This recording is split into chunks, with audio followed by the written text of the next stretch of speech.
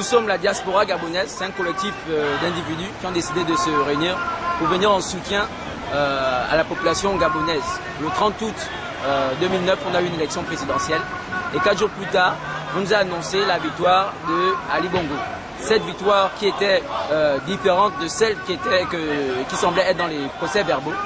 On a 17 candidats qui sont réunis dans un groupe appelé le Front de Revue le coup électoral.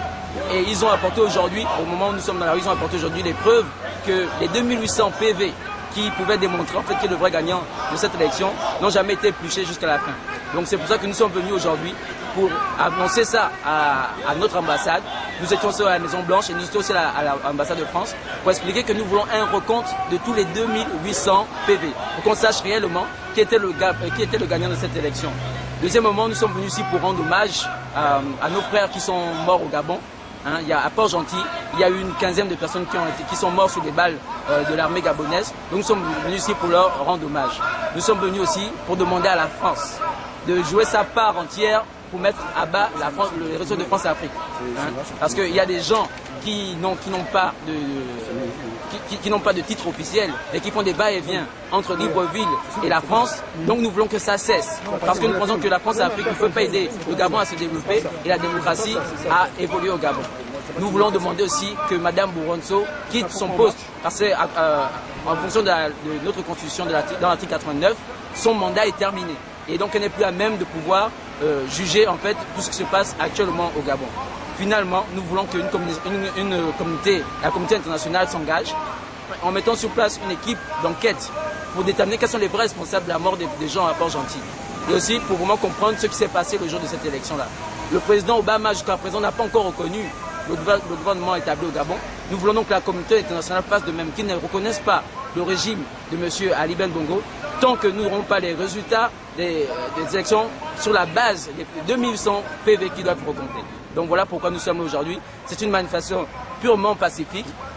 Nous avons été reçus à l'ambassade de France. M. Patrick Ambani a été reçu à l'ambassade de France par des diplomates afin de leur expliquer pourquoi on est là.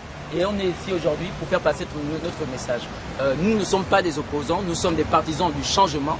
Nous sommes des gens de la société civile qui sont organisés. Malgré nos différences, on a pris sur notre temps de boulot pour venir ici, pour montrer au peuple gabonais que nous les soutenons et que nous voulons soutenir la démocratie avec tous ceux qui le veulent bien. Écoutez, moi je me présente déjà et je vous remercie pour le temps que vous nous accordez donc, pour cette interview.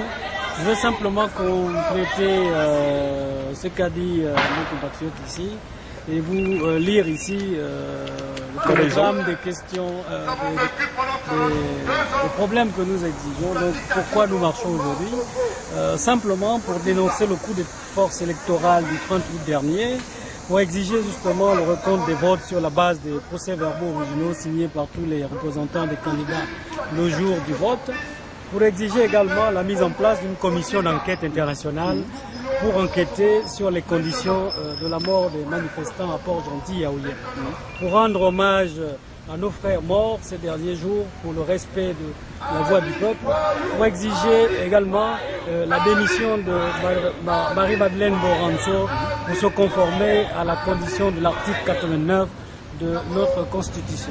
Exiger également que le gouvernement français fasse sa part pour mettre un terme au réseau France-Afrique qui retarde l'avancée démocratique au Gabon.